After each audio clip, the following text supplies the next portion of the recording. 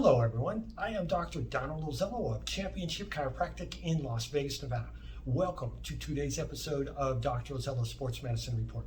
Today I'm going to speak about the acromioclavicular joint. This is often abbreviated to the AC joint. And I'm going to speak about dysfunction in the acromioclavicular joint, which is nicknamed a shoulder separation. The sports with the highest incidence of AC joint separations are bicycling, skiing, and snowboarding due to falls on the shoulder. An acromioclavicular joint dysfunction, again, which is nicknamed the AC joint or shoulder separation, is disruption between the distal clavicle, which is the medical name for the collarbone, and the acromion process of the scapula, which is the medical name for the shoulder blade. The acromioclavicular joint separations are disruptions of the acromioclavicular ligament, the coracoclavicular ligament, and or the deltopectoral fascia. Two common mechanisms for AC joint separations exist. They are direct and indirect. In the indirect mechanism of injury, falling directly on the superior aspect of the shoulder with the arm in an adducted position. That means that the arm is across the chest. This is commonly seen in collision sports such as hockey, football, rugby, lacrosse, and karate.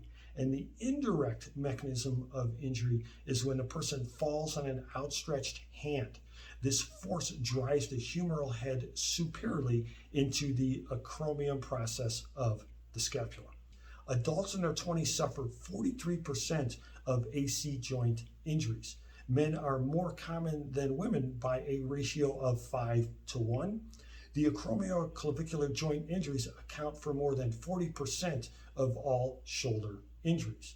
Mild injuries are not associated with any significant morbidity, but severe injuries can lead to significant loss of shoulder strength and function. Acromioclavicular joint injuries may be associated with a fractured clavicle, impingement syndromes of the shoulder, and more rarely neurovascular insults. The acromioclavicular joint is located where the lateral part of the clavicle articulates with the acromion process of the scapula as it projects anteriorly. The coracoclavicular ligament complex mediates vertical stability of the acromioclavicular joint. The conoid ligament inserts on the posterior medial region of the undersurface of the distal clavicle. The trapezoid ligaments insert on the anterior lateral region of the undersurface of the distal clavicle. 4 acromioclavicular ligaments exist. This is the superior, inferior, anterior, and posterior ligaments, and they mediate horizontal stability of the AC joint. 6 classifications exist for AC joint injuries. This is called the Rockford Classification, and again, there are 6 types. The classifications are based upon degree of articular disruption between the distal clavicle and the acromion process. In type 1, the acromioclavicular ligaments are sprained, but the joint is intact.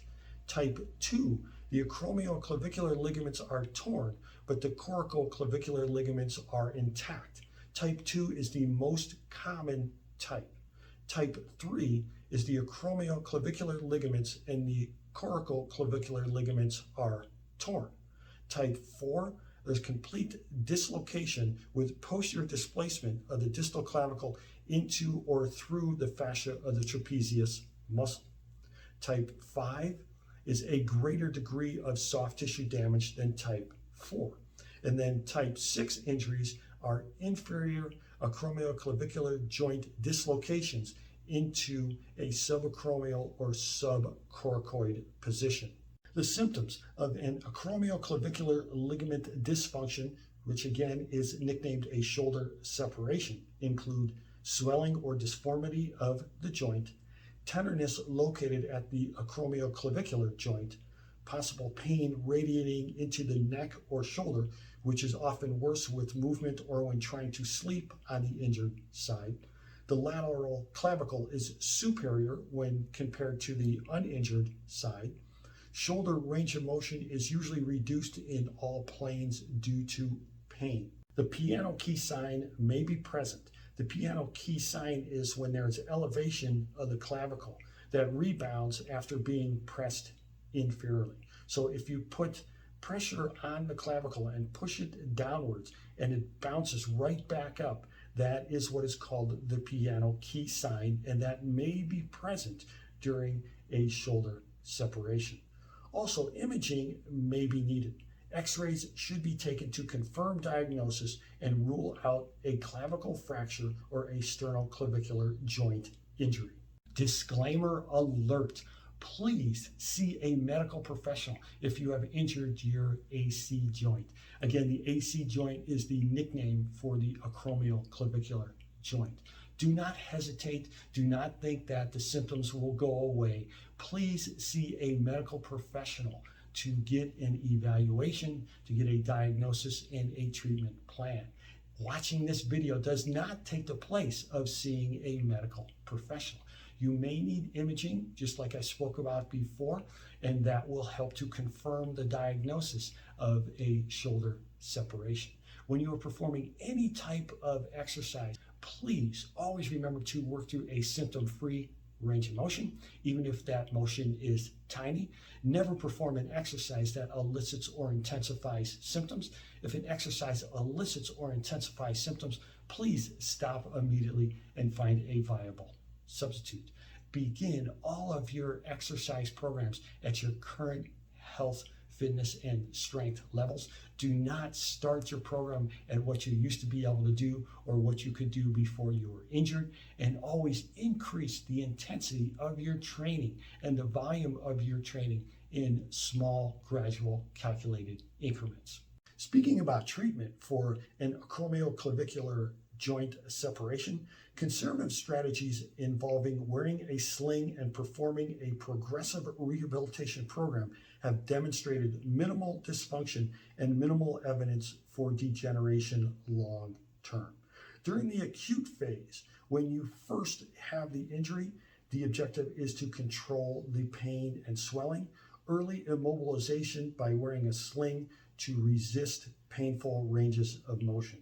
During the subacute phase, there is early mobilization of the glenohumeral joint and the scapulothoracic joint and distal clavicle to maintain joint mobility and to prevent arthroplasty. Once full symptom pain-free range of motion is achieved, progressive resistance exercises are recommended. You can start with isometric exercises and then advance to isotonic exercises and then perform sports-specific exercises. But again, always start at your current health, fitness, and strength levels, and always work through a symptom-free range of motion. And then once you advance to the maintenance phase, maintenance techniques may be of use with return to sport. General strength and conditioning regimens for the upper extremity is critical. You always want to make sure that you are building proportional strength in the shoulder by strengthening the scapular retractor muscles. These are the rhomboid minor, rhomboid major, middle trapezius, and lower trapezius. You want to strengthen the posterior head of the deltoid, and you also want to strengthen the posterior muscles of the rotator cuff. Thank you, everybody, for watching today's Dr. Ozello Sports Medicine Report, where I spoke about the acromioclavicular joint dysfunction. Again, the acromioclavicular joint is often abbreviated to the AC joint, and acromioclavicular dysfunction is nicknamed a shoulder separation. I am Dr. Donald Ozello of Championship Chiropractic in Las Vegas, Nevada. Please remember that watching this video does not take the place of seeing a medical professional. Please see a medical professional for evaluation, diagnosis, and a treatment plan.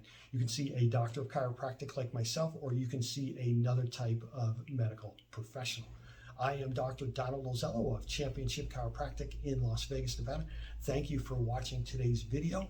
I am the author of Running, Maximize Performance, and Minimize Injuries. You can visit my website, championshipchiropractic.com, where you can find additional information on the book, and you can also find my blog. My blog contains articles on spine health, sports medicine, chiropractic care, health, fitness, and nutrition. Please feel free to like this video. If you have suggestions, questions, or feedback, please leave them in the comments section below.